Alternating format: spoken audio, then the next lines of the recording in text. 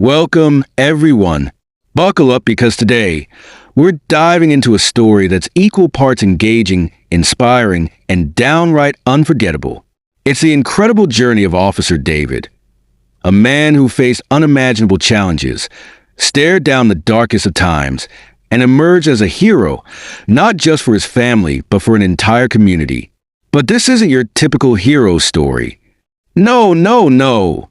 This one's packed with emotional twists, jaw-dropping triumphs, and life-changing lessons you don't want to miss. By the end of this tale, you'll be cheering, tearing up, and probably feeling like you can take on the world. Before we jump in, though, let's make this a bit more fun. Drop a comment below and let us know where you're watching from. Whether it's your cozy living room, a bustling cafe, or even your office, don't worry, we won't tell your boss. Let's see how far this story travels. All right, are you ready? Sit back, relax, and get ready to be inspired by the story of a man who turned his pain into purpose, his challenges into a multi-million-dollar legacy, and his life into a symbol of hope. Trust me, you're in for something truly special. Let's get started. The whiskey sat untouched before him, the amber liquid catching the dim glow of the bar's hanging lights. David stared through the glass as though it held answers to the questions clawing at his mind. The silence inside him was deafening, a hollow roar of loss that no amount of distraction could fill. It had been a week since Naomi was laid to rest, a week since he stood by her graveside, his massive hands trembling as he lowered her into the earth. Naomi, his wife of 15 years, his reason to smile, the woman who saw through the hardened man and into his tender soul, was gone. The cancer had come suddenly, like a thief in the night. A routine checkup became a grim diagnosis. Stage 4. They were given 3 months. She didn't make it to 2. David had fought wars, faced bullets, and broken up violent gangs. But none of it prepared him for watching the love of his life slip away, piece by piece. He'd been at her side the entire time, holding her hand as her once vibrant body grew frail. She had always been the strong one, the one who believed in hope when he couldn't. Even in the hospital, she comforted him, her voice weak but steady. "David," she had whispered one night, her hand caressing his rough cheek, "you don't have to be strong for me. Just be here. That's all I need." But it wasn't enough. No amount of love could stop the disease ravaging her body. He remembered the last night vividly, every detail seared into his memory. The sound of her shallow breaths, the hospital monitors beeping their cruel reminders of her slipping life. The way her hand, once so firm and warm, felt cold in his. "Promise me," she had said, her voice barely audible.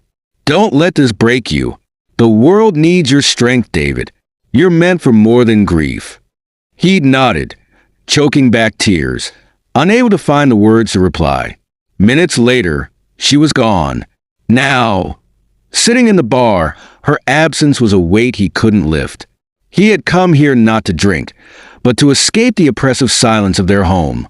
Everywhere he looked there were reminders of her. The blanket she used to curl under on the couch, the garden she had so carefully tended, the empty side of the bed. The bar was noisy enough to dull his thoughts, but the ache in his chest was relentless. He missed her laugh, her sharp wit, and the way she'd call him out when he got too caught up in his own seriousness. He clenched his fist on the bar counter, his knuckles whitening. How could life move on without her? How could he? It was in this state, raw, vulnerable, and lost, that the gang found him. They didn't know who he was, but they saw the hunched shoulders and mistook his grief for weakness. "Hey, boy!" a voice jeered, cutting through his thoughts. David didn't look up. He was too tired for trouble, too consumed by the storm in his heart to care about some drunken bigots looking for a fight. But they wouldn't let it go. "Yeah, we're talking to you, big guy," another voice said, closer this time. The bartender, a wiry man with an apologetic look, glanced at David and shook his head, silently urging him to let it slide. But David knew better. Trouble didn't disappear when ignored, it escalated. When he finally turned to face them, his eyes were red-rimmed but sharp, his face unreadable. "Not tonight," he said, his voice low and firm. They laughed, mistaking his restraint for cowardice. "What's the matter? You too good to talk to us?" One of them sneered, stepping forward. The leader slammed a hand on David's shoulder, a mistake he would soon regret. "Maybe we teach you some manners, huh?" David didn't flinch, though his jaw tightened. He had spent the past week trying to control his grief, but anger was easier. He had tried to avoid trouble, but trouble had found him. The first punch came, and David's instincts took over. His military training surged to the forefront, and with each precise strike, his pain transformed into a focused, controlled fury. He fought not just to defend himself, but as a man still tethered to the promise he made to his wife, to not let his pain destroy him. By the time the police arrived, called in by the frightened bartender, the gang was subdued, bruised, and humiliated. As David flashed his badge, the weight of the moment hit them all. "You're the chief?" One of the men stammered, incredulous. David didn't answer immediately. He turned to the young officer standing by, handing over the gang with a calm that belied the storm inside him. "Get them booked," he said. As the men were hauled away, one of them shouted back, "Why didn't you kill us? You could have." David's eyes darkened, because that's not what strength looks like. Later, in the solitude of his office, David sat staring at a photo of Naomi he kept on his desk. His heart ached, but for the first time in a week, he felt a glimmer of peace. He had faced the worst of himself tonight and come out stronger, just as she believed he would. "You were right, Naomi," he murmured. "The world still needs me, and I still need to make you proud." The precinct was quiet when the call came through. One of the men arrested in the bar fight, Kyle Jensen, had escaped during transport to the detention center. A known troublemaker with ties to a larger white supremacist gang, Kyle was as cunning as he was reckless. He had managed to fake a medical emergency, overpower a young deputy, and vanish into the night. For Police Chief David Carter, the escape wasn't just an insult, it was a challenge. The confrontation at the bar had already been personal, but now Kyle was making it professional. The next morning, David received the first death threat. A crudely written letter was taped to his office door. "Back off, Chief, or you're next. This town ain't yours to save." David crumpled the note in his fist, his jaw tightening. His team was shaken, especially the younger officers who were still adjusting to his firm but fair leadership style. But David, he was resolute. He had faced worse threats in his military days, and he wasn't about to let a coward with a grudge intimidate him. "This is our town," David told his officers during the morning briefing, "and we're not giving it up to men like him. Suit up. We're taking the fight to them." Kyle didn't go far after his escape. He holed up in an abandoned warehouse on the outskirts of town, surrounded by a small group of loyal gang members, men even more dangerous than the ones arrested at the bar. Their leader, a man known only as Riker, was infamous for orchestrating hate crimes across the state. The group began an intimidation campaign against David and his officers. They sent anonymous messages, slashed the tires of police vehicles, and even firebombed a patrol car. Each act of violence was meant to shake the department, but it only fueled David's determination. "This isn't just about me," David told his second-in-command, Officer Reyes. "It's about sending a message to this town that fear doesn't win here." David launched an all-out operation to dismantle the gang. It started with intelligence gathering, interviewing informants, following financial trails, and tracing Kyle's known associates. Within days, they had their first lead, a small-time accomplice hiding out at a dilapidated motel. The raid was swift and precise. David personally led the team, kicking down the door and arresting the man without incident. From him, they learned the location of one of Riker's stash houses, where the gang stored weapons and illicit funds. Step by step, David's team chipped away at the gang's resources. Each arrest was a small victory, but the gang fought back hard. On one raid, they were ambushed, shots rang out, and an officer was injured. David himself was nearly hit, the bullet grazing his vest. That night, another note was delivered to his home, this time spray-painted on his garage door. Next time it won't miss. David stood in the driveway, staring at the threat, his fists clenched. Naomi's voice echoed in his mind, her final words urging him not to let pain or fear break him. "I'm not backing down," he muttered to himself. The turning point came when they arrested a key member of the gang, a jittery young man who cracked under pressure. He revealed Kyle's hideout and confirmed that Riker himself was there, preparing for a violent retaliation against the police force. David knew this was it. He gathered his team and laid out a plan for the raid. "Listen up," he said, his voice steady and commanding. "This gang thinks they can run this town through fear. We're going to show them what real strength looks like. No one dies tonight unless they force our hand. Understood?" The officers nodded, their resolve hardening. The raid on the warehouse was a tense operation. Armed with tactical gear and a warrant, David's team moved in under the cover of darkness. The gang was ready for them, but so was David. The firefight was brief but intense. David led the charge, his movements precise and deliberate. He disarmed one gang member with a brutal strike, cuffed another, and pressed forward despite the chaos. Finally, he found Kyle in the back office, attempting to escape through a side door. David tackled him to the ground, pinning him with the weight of his body. "It's over, Kyle," David growled. Kyle struggled, his face twisted in anger. "You think you've won? This ain't over, Chief." David tightened the cuffs on his wrists. "It is for you."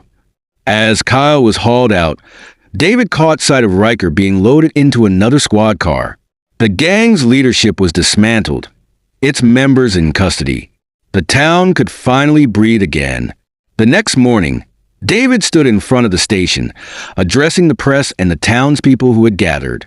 "I'm appreciative of my team and the brave officers who didn't back down from these dangerous gangs and their callous threats." David cleared his throat and continued. "If you ask me, this was beyond making a profound arrest. This was about keeping this city safe. It was about standing up to hate and fear. It was about protecting the people of this town. People of every color, creed, and background. We're stronger together, and we won't let anyone take that from us." As the crowd applauded, David felt a quiet sense of triumph. He wasn't just fighting for justice. He was honoring Naomi's memory. She had always believed in his strength, and now, so did the town. For the first time since her death, David felt at peace. There was still work to do, but he was ready for it. After all, standing tall in the face of adversity was what she had always loved about him. Chief Police Officer David had seen and endured much in his life. The scars of losing his first wife still lingered in the corners of his heart, but he wore his resilience like armor. After dismantling the racist gang that once tried to break him, he felt a profound sense of accomplishment. Justice had been served, and the city he swore to protect had one less menace lurking in the shadows. Yet, the death threats never truly ceased. They came in waves, reminders of the darkness he had battled against and would continue to face. But amidst the turmoil, something unexpected happened.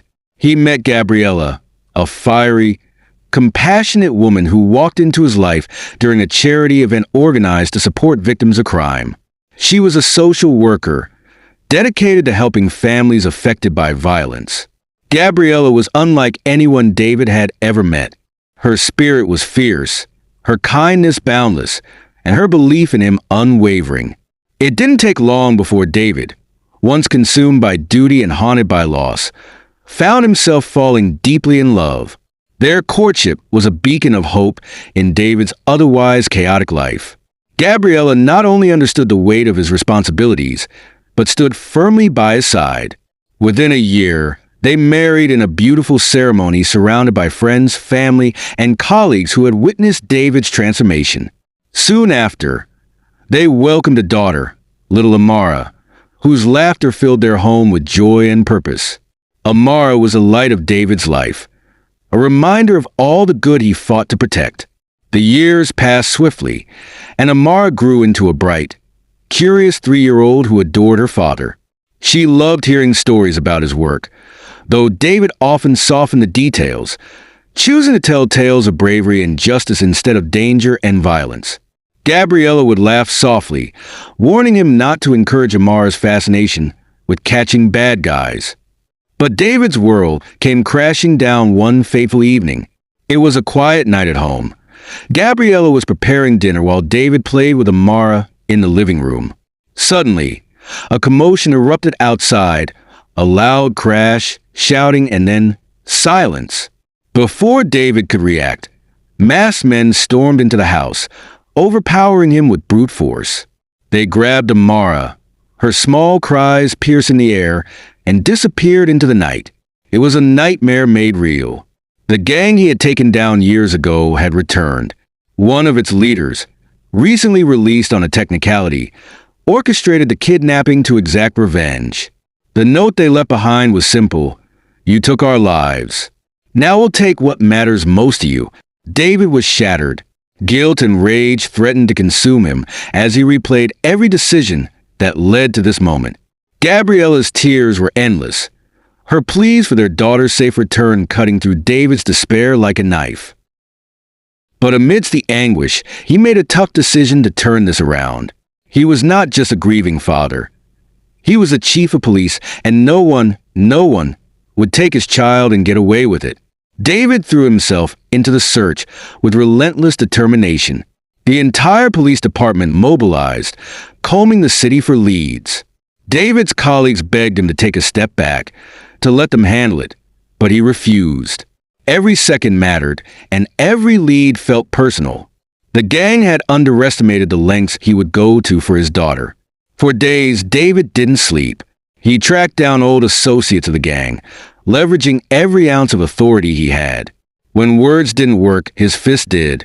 He pushed legal boundaries. But his moral compass remained clear. This was about saving Amara, and he would not falter. The breakthrough came when a former gang member, now reformed, confessed to knowing the hideout. It was an abandoned warehouse on the outskirts of the city. David gathered a trusted team for the raid. The plan was precise, swift, and decisive. The raid was a storm of chaos and precision. David led the charge, his heart pounding as they breached the warehouse. Shots rang out and shouts filled the air, but David had only one focus: finding Amara. Room by room, he searched, finally discovering her locked in a small, dimly lit storage room. Her tear-streaked face lit up when she saw him, and he held her tightly, vowing never to let her go again. The gang members put up a fierce fight, but David and his team were unstoppable. Most were captured, and the few who resisted met justice in the form of David's unrelenting determination. By the end of the night, the gang was dismantled for good. Their reign of terror had ended, and David had the final victory. Amara's safe return was a moment of relief and celebration, but the trauma lingered.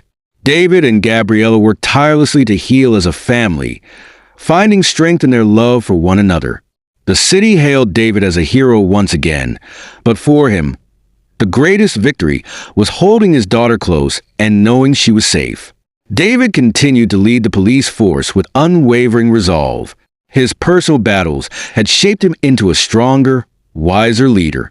The gangs that once plagued the city learned to fear his name, knowing he would stop at nothing to protect his community and his family. As years passed, David watched Amara grow into a vibrant, fearless young girl. She often declared she wanted to be a justice fighter, like her dad, and David, with pride swelling in his chest, would smile and say, "You already are, sweetheart." In the end, David not only had the last laugh, but also the peace of knowing he had beaten the odds. He had protected his family, his city, and his legacy. And as he stood on the steps of City Hall, watching the sunrise with Gabriella and Amara by his side, he knew he had won. Not just the battles, but the war. Officer David's life had always been defined by duty, courage, and resilience.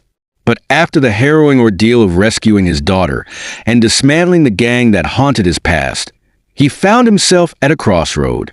It was a time of reflection, not just for the man he was, but for the man he aspired to become. The experience had left scars, not just physical but emotional ones that reshaped his perspective. The line between protecting his family and fulfilling his duty to the city had blurred dangerously. He realized that while his position as police chief allowed him to make a difference, it also limited the scope of his impact. He wanted to do more, not just for his family, but for others who might find themselves facing similar dangers. One quiet evening, as he sat in his study, Gabriella by his side, he spoke of his dream. "I've spent my life protecting the city, Gabriella, but I want to build something lasting. Something that ensures no one else has to go through what we did," he said, his voice steady with determination. Gabriella placed a reassuring hand on his. "David, you've already done so much. But if anyone can turn a vision into reality, it's you. You've got the strength, the wisdom, and the heart." With her unwavering support, David began laying the groundwork for his next chapter. He resigned as police chief, passing the torch to a trusted deputy, and threw himself into creating a security agency unlike any other. David founded Vanguard Security Solutions, an elite agency dedicated to providing comprehensive protection for organizations, high-profile CEOs, influencers, and celebrities. Drawing on his decades of experience, he built the agency around principles of integrity, innovation, and unparalleled expertise. Vanguard wasn't just another security company. David brought together a team of highly skilled professionals, former law enforcement officers, military veterans, and cybersecurity experts, handpicked for their expertise and dedication. He invested in cutting-edge technology, including advanced surveillance systems, biometric access controls, and AI-driven threat detection. His vision was clear: to create a fortress of safety in an increasingly uncertain world. Within months, Vanguard gained traction. High-profile clients, impressed by David's reputation and the agency's state-of-the-art services, flocked to him. CEOs trusted Vanguard to safeguard their businesses. Influencers and celebrities, vulnerable to online and offline threats, turned to him for peace of mind. By the end of its first year, Vanguard Security Solutions had become a household name in the world of private security. High-profile endorsements and client success stories fueled its meteoric rise. David worked tirelessly, often late into the night, but he never let it take away from his time with Gabriella and Amara. His daughter, now 6, loved visiting the Vanguard headquarters. She called it Daddy's superhero empire and often ran through the halls, pretending to fight imaginary villains. Gabriella, too, became deeply involved in the business. She used her experience as a social worker to develop Vanguard's community outreach programs, offering free self-defense classes and safety workshops for underprivileged neighborhoods. David often said, "This isn't just a business. It's a mission. We're not just protecting lives. We're giving people the confidence to live without fear." In less than 2 years, Vanguard Security Solutions hit its first milestone, $50 million in annual revenue. The agency expanded globally, opening offices in major cities like New York, London, and Dubai. David's leadership was the cornerstone of its success. His ability to inspire his team, adapt to challenges, and innovate within the security industry set him apart. His legacy, however, wasn't just in the numbers. It was in the lives he touched. The CEO who could focus on growing their company without fear, the influencer who could connect with their audience without harassment, and the family who could sleep soundly knowing Vanguard had their back. One evening, as the family sat together on their porch, Amara climbed onto David's lap, her little fingers tracing the lines on his weathered hands. Gabriella sat beside them, her head resting on his shoulder. The sky was painted in hues of orange and purple, and for a moment, everything was still, peaceful. "Daddy," Amara asked, her voice soft, "do you know why I'm so proud of you?" David smiled, brushing a lock of her hair behind her ear. "Why is that, sweetheart?" "Because you help keep everyone safe. You're like the heroes in my storybooks." Her eyes sparkled with admiration. David's heart swelled. He had built Vanguard with a dream of providing safety and security to others, but hearing it from his daughter, The very reason he had fought so hard for a better future, filled him with an emotion beyond words. Gabriella squeezed his hand gently, her voice full of pride. "You've always been a protector, David. First, you protected the city. Then, you protected us. And now, you've created a legacy that's going to protect generations to come." David looked out over the horizon, taking in the beauty of the moment. He thought about the long journey it had taken to get here, the struggles, the sacrifices, and the battles, both physical and emotional. But everything he had worked for, everything he had endured, had led him to this moment. A family that was safe, a business that was thriving, and a community that trusted him. "I used to think my purpose was just about protecting people," David said, his voice filled with a sense of peace he hadn't known before. "But now I see that it's about building something that lasts. Something bigger than just me. This agency, this family, this is my true legacy."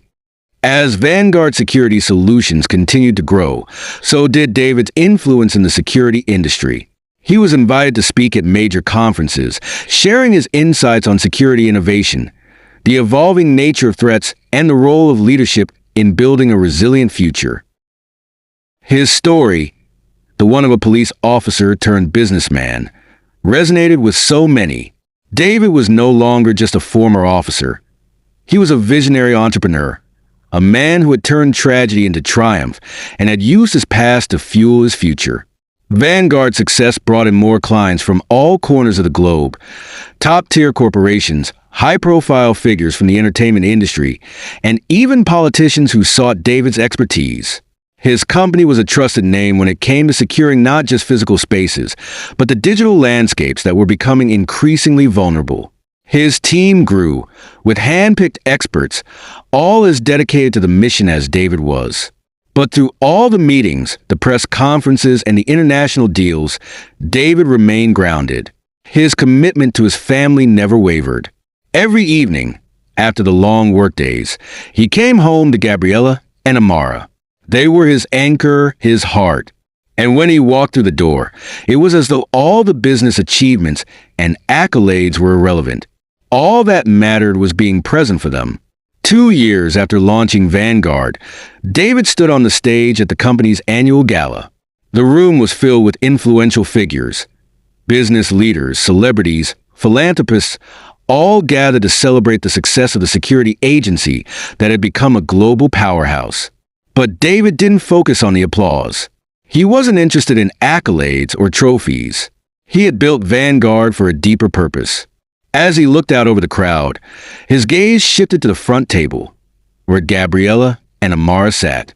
Gabriella smiled at him with that same loving, proud smile he had come to cherish. Amara, now a little older, waved enthusiastically, her face glowing with joy. David cleared his throat, bringing the room to silence.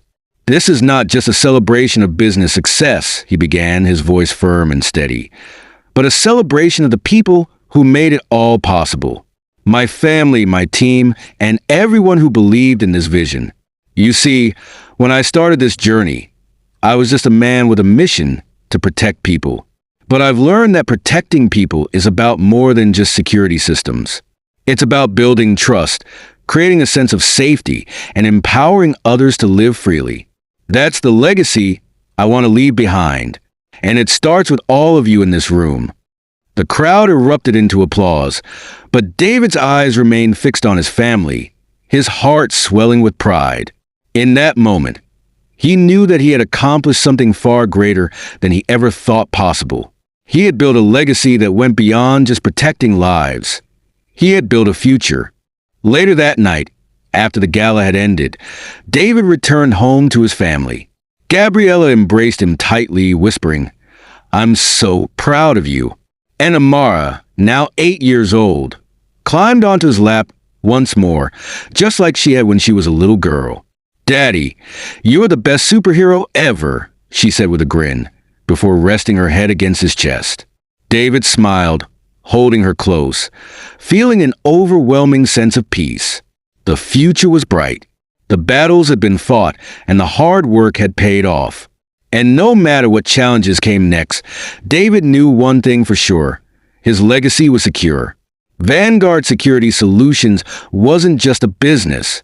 It was a symbol of resilience, of fighting for what mattered, of protecting what was precious. And for David, that symbol would continue to grow, not just for him, but for his family and for generations to come.